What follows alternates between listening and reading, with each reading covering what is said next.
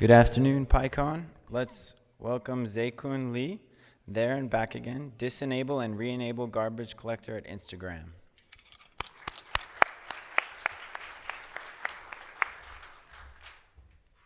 Hi everyone. Thanks for coming. I'm Zekun from INSTACRAM. Today I'm going to talk about the story of garbage collection at INSTACRAM, there and back again. So the agenda. First, I'll provide some brief background knowledge in case you are not familiar with. Then it's mainly two parts: why and how INSTACRAM disable garbage collection to get a big efficiency win, and why and how we re-enable it mostly to get another big win. That's what we call it there and back again. So background. A brief introduction of how memory management works in Python and what is copy and write in Linux and our tech stacks. So Python uses reference count plus a cyclic garbage collection. To avoid confusion, a GC or garbage collection in this talk only refers to the cyclic garbage collector. Reference count is a broadly used technique in the memory management. There is a counter for every object, recording how many times other objects refers to it, and when the number goes to 0, we deallocate the object. It works well if the reference graph is a DAG, a directed acyclic graph, but in practice it usually has cycles where we need the garbage collector. So let's see a very simple example. If you have a main module and you create two lists, full and bar, so they will have exact one reference. Then if you delete them, the reference will be gone and they will disappear, like deallocate properly. But if we have cyclic reference, let's say like we append the list to each other, then if you delete it after that, not immediately free the objects, those two objects will still exist in the memory unless the garbage collector starts to work. The garbage collector will try to find out all the unreachable objects from the root objects by a graph traversal and deallocate them. And what is root objects? It's some like fundamental objects of the runtime, like the interpreter state. In this case, the garbage collector will find out that full and bar is unreachable and deallocate them. Next is about the copy and write in the Linux system. It's an optimization trick to avoid unnecessary memory copy. Let's say if process 1 owns a memory page and it has the string hello in this memory page, and it forks a child process 2. The kernel won't immediately copy all the memory for process 2. Instead, the process 2 will point to the same physical memory as process 1, and those memory will become shared and read-only. Any process tries to modify it will get a page fault and make a private copy and modify from there. If process 2 changes a string from hello to world, then it needs to copy its own. And lastly, I briefly cover our web stacks. Of course, we use Python. And probably not surprising, we use Django as our web framework, and we use USG as our web server. Because of the famous or infamous feature of Python, the global interpreter lock, we're running multi-processing model based on fork and rely on initialization on the master process to leverage the copy and write feature. So that's all the background knowledge I want to share. And now let's start the story of garbage collection. The first episode is disable it. Anyone heard that we disable garbage collection would wonder why. Let's see what motivated us to do it at that time. It starts from an observation of the shared memory. We just introduced the copy and write semantics. It brings us the benefit of a lot shared memory. But we found out that the size of the shared memory drops sharply after fork. It shrinks from 500 megabytes to around 350 when processing the first request. And that means we copy 150 megabytes for the process. And that is a lot. Remember, we are running multiprocessing. That basically means like every process that needs to serve requests needs to copy those memory. And if we have 64 processes, we need to copy around 10 gigabytes memory. And that's our first observation and our feeling. We start to investigate where is the shared memory and why it drops a lot. So we always do profiling first. We use perf for the page fault events. Here's the profiling data we get during the first request. You can see around 20% page fault is caused by the function collect, which is from garbage collection. And that makes us a little confused at the first time, like why garbage collection will cause so many page faults. It's supposed to do the graph traversal and deallocate the unreachable objects, which sounds not related to the copy on write. Then we start to dig into the code to see why garbage collection. We found out this code snippet related to garbage collection. Reading the comment in the first line is probably enough. The GC information is stored right before the object structure. What does it mean? From the perspective of the memory layout, this struct will appear in front of every container object. If we change the value of it on the shared memory page, it needs to copy the memory. And the problem is the garbage collection algorithm needs to modify this struct of every tracked object in order to detect the unreachable. So to visualize this process, if we have a memory page and we have a single object like this, and it has a red head in front of it. And remember, this page is shared across process. When we do the collection, the head will change, and it will result in a private copy. And all the process that do the garbage collection will result in its own copy. So we suspect because garbage collection needs to scan all the objects to do its job, it would make a lot of memory copy like this one. And that is the reason we see it's at the top of our page fault profiling. So to support our theory, we want to just disable it. Like we always do simple things first.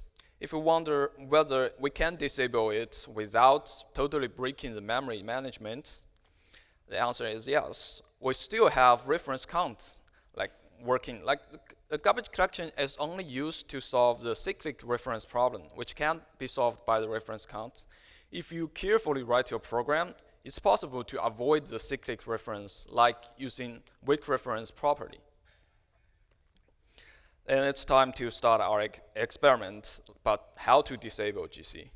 You may wonder why it's worth mentioning if you know there is a public API GC disable, and it should be straightforward. We thought so too. Here are the approaches we tried. First, of course, we tried the public API GC disable, which turns out to have no effect at all. And profiling indicates that GC is still working. And it took us a while to figure out why, and it's pretty funny. It's just some third-party library will call GC enable explicitly after we disable it. And we tried the second approach. We set the threshold to 0, and it's also a public API. And from the documentation, setting threshold to 0 is equivalent to disable the GC. Everything looks good this time. We are excited to see the shared memory size done drop a lot after the first request and save a lot of memory. And we spend those memory on a few more processes to increase our throughput, and we start to deploy the changes. And then the clusters went down after we deploy this change due to out of memory. The reason is we figure out Python will do a final garbage collection when exit process in the finalize function, and yes, no matter what threshold you set. As we know, the GC will cause copy on write, and when we push new code, we kill all the old process, and which suddenly copies a tons of memory and just took down the server. The hack we came out to solve this is to suicide immediately. If the process is going to be gone, then let it be and don't bother for all the cleanups. But after we post our work, a finalized function problem is fixed in 3.6. So you don't need to worry about that. The finalized function will respect the GC settings now if you are using 3.6 or higher version. And set the threshold to 0 and you are done. As I said, it's not very straightforward to disable GC, but we are getting there. And this is the result we get. This is the time we deploy the change and we restart the server. Although it's only 2 lines of code, it makes a big difference. The purple line is the memory utilization, which drops 15%. The orange is the shared memory size, increased 100 megabytes, which means like each process saved 100 megabytes. That's the reason why the memory utilization drops 15%. And the blue line is instruction per cycle. It's an indication of the CPU throughput also increased 10%. And that means we expand our capacity by nearly 10% by just 2 lines of code. That's all we have for the first episode. We disable it and we succeed. We get a big win, but we still have the next one. Re-enable the garbage collection. We already got such a big win from disabling it. Why we are bothering to enable it again? So why disable GC is bad? The job of garbage collection is to free the cyclic reference objects. So without it, those objects would leak and the memory will grow. Why it's not a problem before? As I said, if you write your code carefully, you can avoid cyclic reference in theory, but in practice, it's not that easy, especially when the engineering teams grows very fast and the code base grows fast too. So what's our situation after we disable it 1 year? This is a graph plots memory growth of a single process. The x-axis is the number of requests it serves. The y-axis is the memory usage. You can see it only takes 3,000 requests to leak around 600 megabytes of memory for a single process. And more importantly, the leak trend is pretty linear after the first few requests. And we are running multi-process for one server, which means we cannot afford such a big leak. Then we need to frequently kill the process and restart it. And the frequent kill and restart has its own overhead, which starts to wash out the big win we get from disable it. And the leak is never going to stop, but become worse unless you get garbage collection working again. So this is the time we start to think seriously, can we make garbage collection copy on write friendly instead of simply disable it? Since our theory is that making change to the GC head would cause copy on write, the first thing we think about is to redesign it. Let's take a look again. The problem is that the head struct in front of each container object and the value change during collection, which cause copy on write. If we add a layer of indirection to it and keep this struct unchanged, the problem should be solved. But what do I mean by adding a layer of indirection? We just move this struct to a compact memory area and put a pointer instead. Then during the collection, the pointer will remain the same while the actual value change happens in the dedicated memory area. Let's visualize this idea. We move the head to a different memory area and we leave the object alone. Then we use pointer to link them together. After this, collection will still cause copy on write, but only on the pages containing the head, which are dense and small now. We tried a very simple script to prove it's actually working. This is just generating a lot of lists and strings.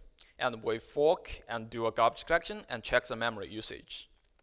With Python 3.6, it actually costs 60 megabytes memory copied in the child process, while by applying our change, only less than 1 megabyte. So it's time to show the results. Sadly, no. Let's look back again at our implementation and see what's new in our changes. And that's 2 additional pointers. And pointers take space. If you have 1 million objects and you have 80 processes, that results in nearly 1 gigabyte of memory overhead, which will hurt our throughput. Also, the actual layer of indirection will slow down the garbage collection. So after some brainstorming, we have a better idea of hiding things away from garbage collector. We call it freeze. If we tell the garbage collector, just don't try to collect my objects allocated before fork, which is on the shared memory area. Let it stop touching those objects and still do its job for those objects allocated after that. But how can we do that? Here is the real code we use. It's only 5 lines function. Let me explain what these 5 lines do. Garbage collector maintains 3 generations, which essentially is just 3 double-linked lists. It's the gen head I, and we just traverse this linked list and merge all the objects into our new list, the permanent generation, which is invisible to the garbage collector. So we just cheat the garbage collector, and that's it. After this, from the perspective of the garbage collector, there's just nothing collectible now. While new objects will still go into the list, and collection will detect the unreachable from there. And in Python land, the only thing you need is just call this API gc freeze. We also upstream this patch to Python 3.7, so it will be pretty easy to apply to your application in the future. While we are experimenting the new API, we do a full collection before freeze the objects. Then we observe a non-trivial amount of shared memory drop compared to no GC. That makes us disappointed and confused.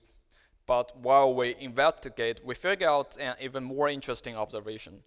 Doing a full collection before fork and disable garbage collection afterwards will still decrease the shared memory. Since it can't cause copy on write before fork, it sounds pretty weird and contradictory to our theory. Here's our explanation as the memory pool. Memory pool is also a broadly used technique of the memory management, which when you free the object, it won't return it to the operating system immediately. Instead, it will try to reuse it for the next allocation.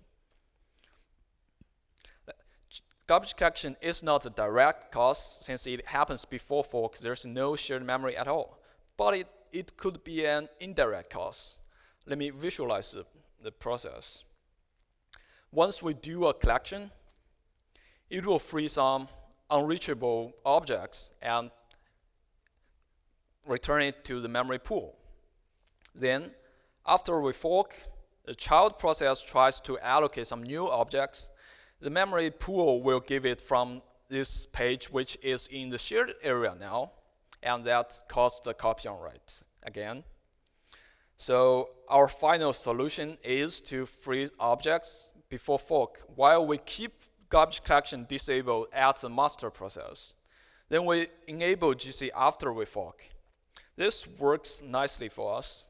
The shared memory stays the same while we have garbage collection enabled for all the child process. Now, after we apply our change, here's the result. This plot shows the memory growth comparison between the GC disabled and enabled. The x-axis is still the number of requests we served. The y-axis is the memory usage. And you can see there's kind of invisible upper bound line, which is our memory limit for each process to prevent the server goes out of memory. With GC enabled, we can see we bend the memory growth by a lot, which makes the process lives longer and serves more requests. It immediately gives us 3% efficiency win. But more importantly, having GC enabled can limit the leaks and make our codebase more scalable. You don't need to worry about the cyclic reference during product iterations, and you can move fast. To wrap up, we disable garbage collection to save memory and improve CPU throughput by avoiding unnecessary copy and write. And we re-enable it to prevent memory leak by adding a new API freeze. Also, we don't do GC before fork to avoid the copy and write by the reallocation of the memory pool. And you can also read the story from our blog. That's all I have. Thank you.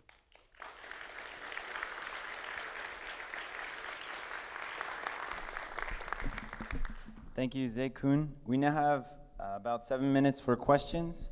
Please remember to phrase all questions in the form of a question and limit your questions to just one. There's 2 mics.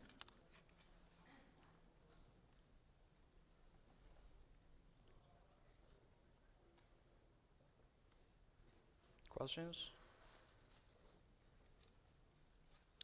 It's a really cool talk. We definitely followed the original post and the updated freeze as well. So I'm curious, what would you do if you're still on Python 2.7? You can make the freeze API yourself. The garbage collector is not changed for Python 3, I think. So you can make the API yourself, and it will work.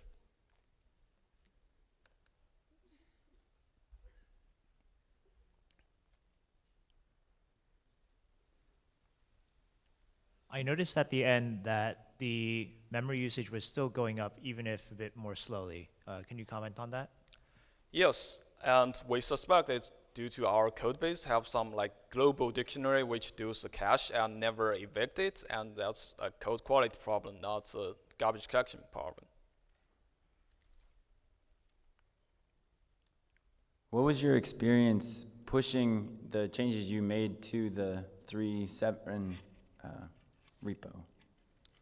That's pretty nice. It went smooth, and yeah. Do you have any recommended tools for investigating memory leaks? How confident are you that the current memory leak is because of application code and not the garbage collection? I think there is a OBJ graph, which is an open source library that you can tell like which object is still alive and like what is the reference graph. Yeah. What was the tool that you used for the analysis in the beginning? What was that a screenshot of? Oh, that's just perf. As perf for the page fault event.